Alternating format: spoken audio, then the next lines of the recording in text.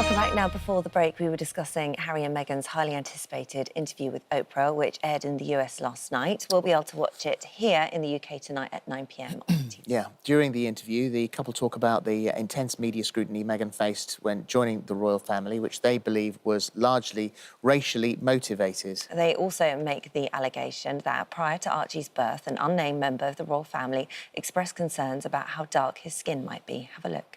Well, our royal editor, Camilla Tominey, is still with us. We're joined now by singer-songwriter Jamelia. Good morning, Jamelia. Hi, Thank you very much indeed for joining us today.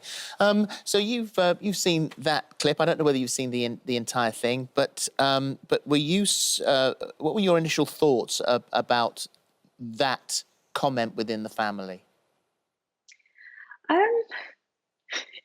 I wasn't very surprised, if I'm being honest. You know, it was hard to hear. It was difficult to, I really felt it for both Meghan and Harry in that moment. But I wasn't surprised by the question and by the comment. And I think what we need to do when we hear things like this is explore. What does that mean? Why would somebody ask that question? Because I think it's very easy to put this blanket excuse or reason as, oh, it's racism.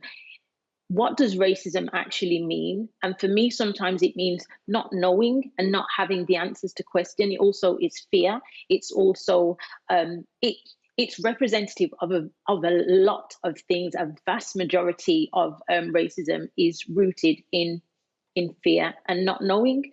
And I think I've heard questions like that before. Colorism is something that is rife within within Western society as a whole.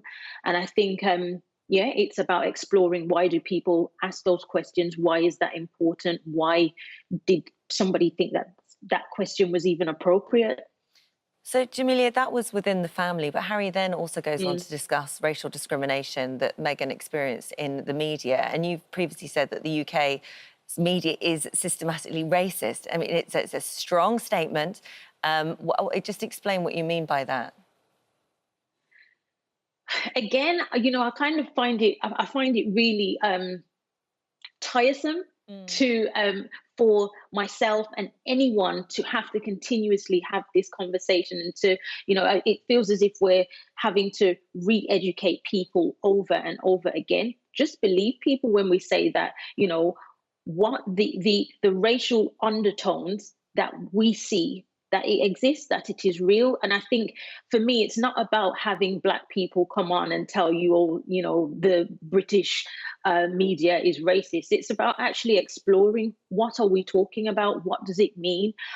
Why do you not recognize it? I'm not talking about you personally, but I just mean, as a normal member of society, if you don't recognize racism, why don't you? And that should be something that you explore personally, and I recommend that to everybody.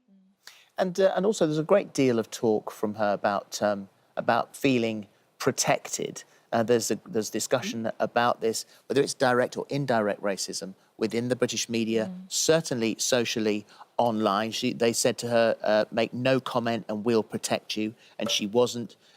She said they would lie to protect other members of the family. And when it comes to protection, that has been a massive issue, obviously, with her. She felt unprotected, which led her to suicidal thoughts, many of which were driven by this indirect or direct racism online. Yeah, I think first of all, whether it's direct or indirect, if indirect racism is racism, direct racism is racism, and it still has the same impact. I think when we're talking about what what she's saying and what the words that she's using and the impact, and when she's talking about it, we need to believe what's being said. What I find really interesting is that right there, all of those things you're saying, you're talking about Meghan, who has married a prince into the royal family. But I personally, as a British Black woman, can relate, particularly one who has been on, the other side of the media. And I think it's really indicative of why this conversation needs to happen, because it's not just Meghan. It's not just, Meghan who has married a prince. It's also, your working class black woman who exists in an institution. It's almost every Black woman can relate to something that Meghan, who has married into the royal family, we can relate. There is a recognition there, and I think that's what's important. And I believe that everyone should recognize something. Everybody should be like, do you know what? You should be able to highlight or identify what she's talking about. And if you can't, and that's a real problem. And it's just a real shame. Yeah. Jamelia, thank you. Thanks for joining us. It's good to get your opinion you for on this. having me. Sure. No, You're always a welcome. pleasure. Thank you. During the interview, Meghan speaks in detail about her mental health struggles whilst in the royal family, and even says that life became unlivable. Let's just remind ourselves of what she said. That was during her first pregnancy. And to discuss this now, we're joined by clinical psychologist Dr Anna Coulton. Thank you very much indeed for joining us today. There is one particularly powerful moment within the documentary where Meghan discusses having to get ready to go out to an event at the Royal Albert Hall, to be sobbing when the lights were down, but to put the brave face on when the lights came up and people would be looking at her. For something like that, when you hear the depth and severity of it, not apparently, allegedly, to be offered help, seems particularly cruel. Well, everybody should be offered help for a situation like that. There should, if you are experiencing low mood, depression, suicidal ideation, it's not up for debate that you need help. That's a given. So not to offer it is extraordinary. If that is what happened, that's absolutely extraordinary, and it's wrong. And as you say, it's cruel. Yeah. And so this is what they say in the interview, was that this was the catalyst for the move. Ultimately, it led them to LA, and it wasn't an overnight thing. The Queen wasn't broadsided. This was a decision. Her struggle with her mental health started a year before they even left the monarchy. So do you think ultimately they did the right thing in order to save her? Well, your mental health is the absolute foundation of life. You have to protect your mental health. It's not an adjunct, it's an absolute necessity. Life can't be lived, work can't be done. You can't bring up your kids, you can't have relationships. If your mental health is collapsing, nothing else functions. So it's the absolute bedrock, it's the foundation. And it needs to be of primary importance. Again, for me, that's a given. It's kind of non-disputable. Yeah. Bearing in mind that, and we heard many of those stories surrounding Diana and the state of her mental health, and whether or not, so you would hope that any family, any institution might perhaps learn from things that had happened to them. What help should she have been offered? The minute that she asked for help, she should have been either referred to or given access immediately to a clinical psychologist or a psychiatrist for a proper evaluation of how much need there was. Did she need medication? Did she need therapy? Did she need both? What did she need? There shouldn't have been a delay.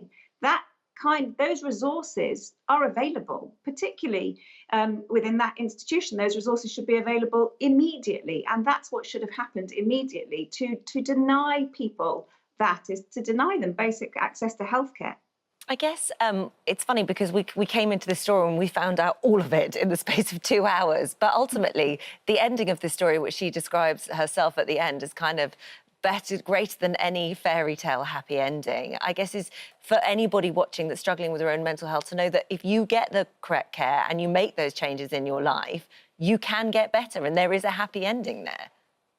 Absolutely. That's what's so upsetting about this, and not just this situation, but all situations, that there is help available. And feeling really depressed, feeling suicidal does not have to be the end of the story. It is possible. Many people come through that and go on to lead full and fulfilled lives, and that is available. There's absolutely no reason why you can't get through things like that with the correct help and support. And that's help and support professionally, but also from family and friends and a support network around you.